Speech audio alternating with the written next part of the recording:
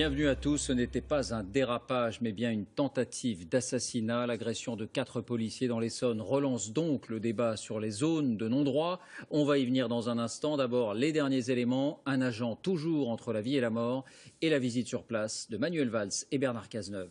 Diane Schlinger, Mathieu Drejoux. C'est l'un des policiers agressés samedi.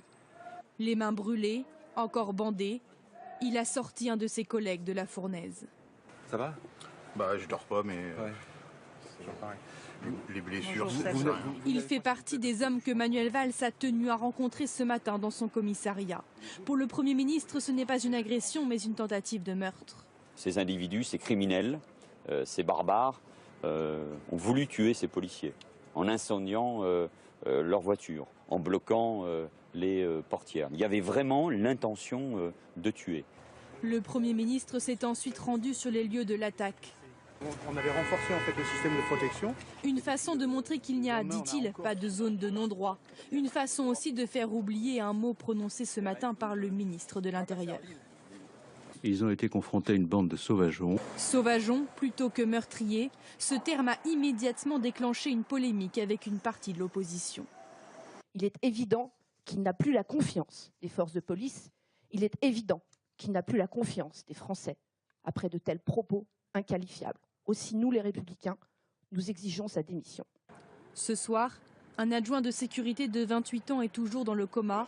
C'est le dernier à avoir pu s'extirper d'une des voitures.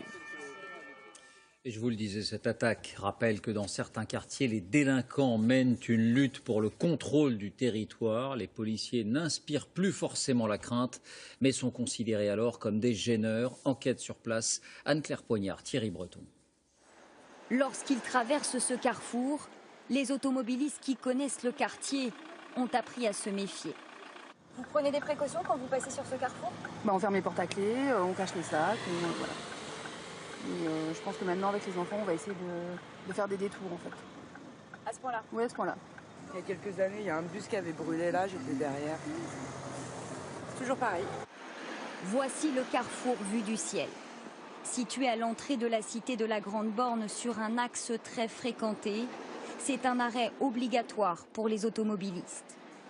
C'est au feu rouge que les attendent les agresseurs positionnés sous cet abribus comme de simples usagers, des jeunes pour la plupart qui opèrent en petits groupes organisés.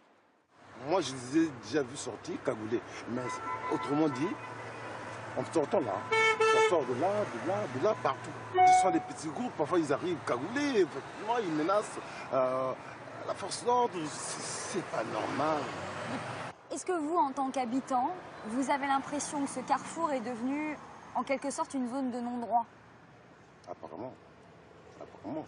L'an dernier, la mairie a placé cette caméra censée dissuader les vols à la portière. Une caméra qui manifestement dérange les voleurs. Elle est désormais à son tour ciblée par des attaques. Au pied de cette caméra, depuis une semaine, des blocs de béton ont été mis en place car c'est ici que 2 attaques à la voiture bélier ont eu lieu depuis fin septembre. Des attaques destinées à mettre hors d'usage ce point de vidéosurveillance situé à l'entrée du quartier de la Grande Borne, juste derrière. Un carrefour devenu lieu d'affrontement depuis 10 ans. 2005, lors des émeutes. 2008, au même endroit, 4 policiers blessés. 2012, nouvelle agression sur 3 fonctionnaires de police. Certains policiers le disent aujourd'hui, ils se sentent impuissants. Ils ne peuvent pas intervenir, les collègues.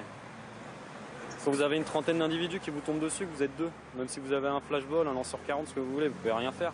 On nous apprend à intervenir en école de police un minimum à 3. Sauf que sur le terrain, on se retrouve à 2. Donc on fait comment? C'est de l'impro. C'est de l'impro, voilà, c'est tout. Dans l'urgence, 40 CRS ont été placés au carrefour pour 2 semaines au moins, en attendant des solutions durables. Bonsoir Lilia Melconian, vous êtes en direct à Savigny, tout près de là, devant le commissariat où travaille l'agent qui est dans le coma. Les policiers sont donc en colère et ils manifesteront demain. Absolument, les policiers ont décidé de se faire entendre face à la recrudescence des agressions dont ils sont la cible, que ce soit à Vaux-en-Velin dans le Rhône en juillet dernier ou encore à Étampes et à Grigny en région parisienne.